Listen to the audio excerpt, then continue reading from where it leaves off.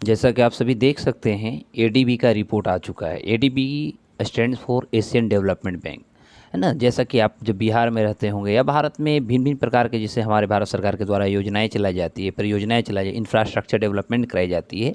तो ये सभी जो इंफ्रास्ट्रक्चर डेवलपमेंट होते हैं, चाहे हम बात करें इंफ्रास्ट्रक्चर के क्षेत्र में, आप देखिएगा तो चाहे वो एजुकेशन का क्षेत्र हो, चाहे कहीं पुलिया बिल्डिंग बनाने का क्षेत्र हो, या भिन्न भिन्न प्रकार, जैसे आप पोर्ट का भी आप देखते होंगे डेवलपमेंट भारत में होता है। तो ये सभी में अक्सर हम देखते हैं कि भारत सरकार जो है वो एडीबी यानी एशियन डेवलपमेंट बैंक से लोन लिया है। बार बार हम देखते हैं, जैसे बिहार में हम गांधी सेतु की बात करें, तो जब गांधी सेतु का निर्माण हो रहा था, इसमें एशियन डेवलपमेंट बैंक से लिया गया था लोन।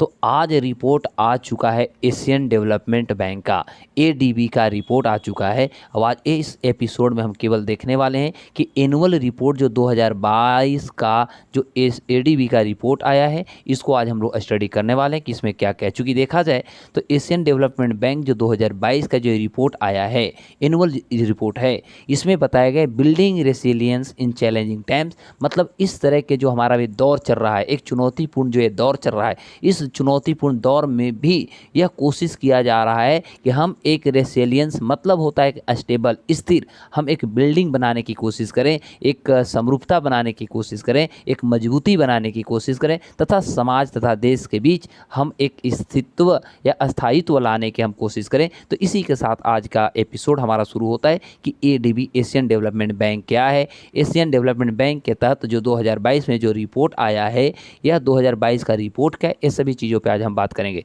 मैं प्रोफेसर अशोक कुमार दुबे आज हम आपको एडीबी के बारे में बताने जा रहा हूं।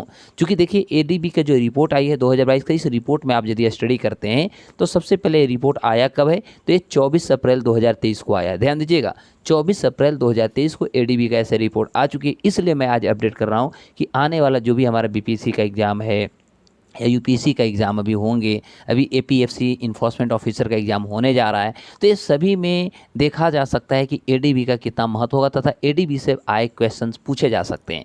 यही कारण हो सकता है कि आज मैं एडीबी के वार्षिक रिपोर्ट के आधार पर हम आज इस वीडियो बनाने की कोशिश कर रहे हैं।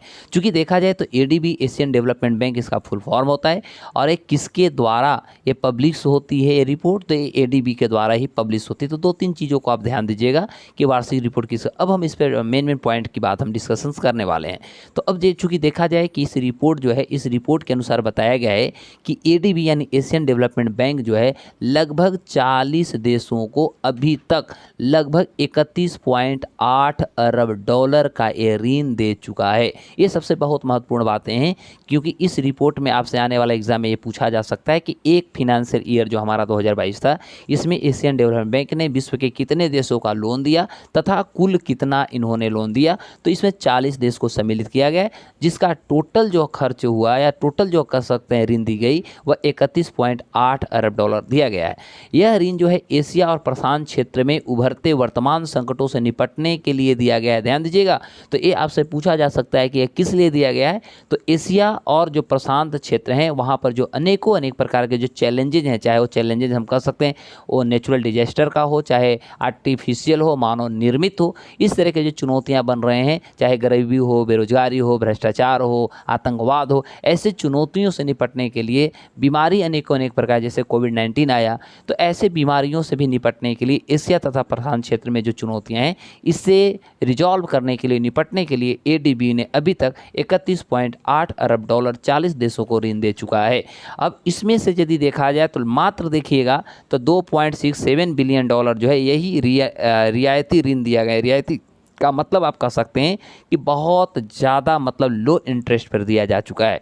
तो टोगो, चूँकि आप जानते होंगे टोगो एक, तो टोगो में चूँकि ज्वालामुखी अभी विस्फोट हुआ था, वहाँ पर सुनामी की स्थिति बहुत ज़्यादा बनी होती है। तो इससे निपटने के लिए टोगो को अभी तक जो है 10.5 मिलियन अमेरिकी डॉलर का इसे इमरजेंसी लोन दिया गया है। इमरजेंसी असिस्टेंस या कह सकते हैं सहायता उपलब्ध एशियन डेवलपमेंट बैंक के द्वारा किया जा चुका है।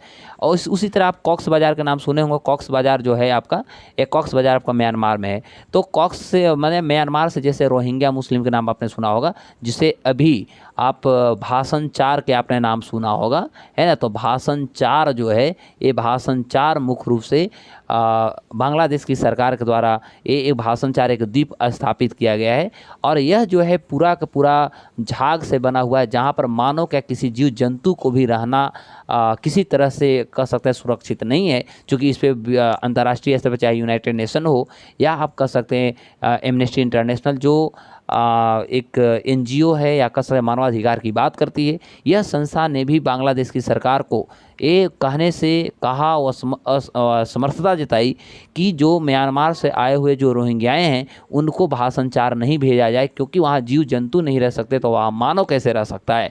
तो अब होता है कि म्यांमार के जो कॉक्स बाजार है वहाँ से जो रोहिंग्या जो विस्थापित हो चुके हैं, तो उनकी जो विस्थापन के जो स्थिति बनी हुई है, ध्यान दीजिएगा, तो उनकी जो बुनियादी ढांचा होती है, बुनियादी ज़रूरत होती है, जो बेसिक नीड्स होती है, इसे फुलफिल करने हेतु बांग्लादेश को एडीबी जो है एशियन डेवलपमेंट बैंक जो है अभी तक लगभग 71.4 मिलियन डॉलर उपलब्ध कराया है।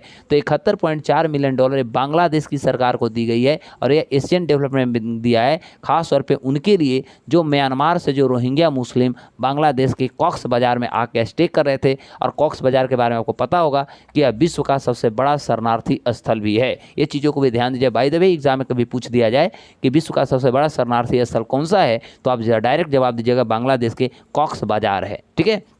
अब होता है कि चाहे हमारा India, Indonesia, Pakistan, Thailand, Vietnam, ये सभी ऐसे देश हैं जहां पर अनेकों अनेक प्रकार की योजनाएं परियोजनाएं चल रही है। तो इस योजना परियोजनाओं को मदद करने के लिए हम कह सकते हैं कि फाइनली इसमें 5,000 से अधिक छोटे छोटे जो किसान हैं उनको वित्त पोषण जो होता है यानी फिनेंशियल जो असिस्टेंस होता है के माध्यम से सहायता भी प्रदान किया जा रहा है एशियन डेवलपमेंट बैंक के द्वारा।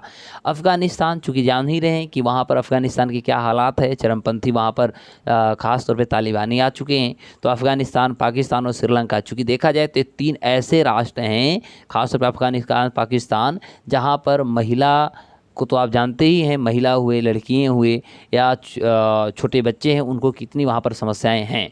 तो अफ़गानिस्तान, पाकिस्तान और श्रीलंका है, और ये तीनों देखा जाए तो आर्थिक संकट से भी सबसे ज़्यादा जूझ रहे हैं। तो यहाँ पर महिलाओं तथा लड़कियों यानी बच्चों को जो ज़रूरतमंद की जो चीज़ें हैं, खासतौर पर हम खाद्य पदार्थ की बात करें, खाने योग्य जो चीज़ें हैं, उसको लेकर के वहाँ यहाँ पर एशियन डेवलपमेंट बैंक जो है लगभग 3.7 बिलियन अमेरिकी डॉलर का सहायता दिया है। ध्यान दीजिएगा, 3.7 बिलियन डॉलर का, 3.7 बिलियन डॉलर का एडीबी वहाँ पर सहायता प्रदान किया है। अब हम शॉर्ट में ब्रीफ में जानेंगे कि एशियन डेवलपमेंट की स्थापना कब हुई। साहब, एशियन डेवलपमेंट की स्थापना 1966 में हुआ है और इसका जो हेडक्वार्टर है वह फिलीपींस की राजधानी मनीला में है।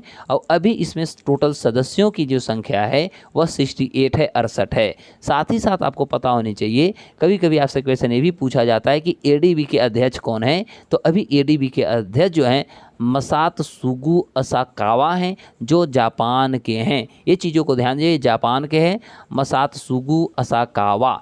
तो इसी के साथ हम इस एपिसोड को समाप्त करते हैं, फिर हम इसी तरह एपिसोड को लाएंगे। और अच्छा लगे तो इसे लाइक, सब्सक्राइब करना आप ना भूलें। छोटे छोटे वीडियो आपको मिलते रहेंगे जो आपको टू द पॉइंट एग्जाम के व्यू से होगा, जो आपको वनडे या प्रीलिम्स जितने भी पीटी एग्जाम्स होते हैं, बीपीएससी, यूपीएससी, इसमें आपको सबसे ज़्यादा मदद मिल सकती है। तब तक के लिए नमस्कार, बाय बाय एंड जय हिंद।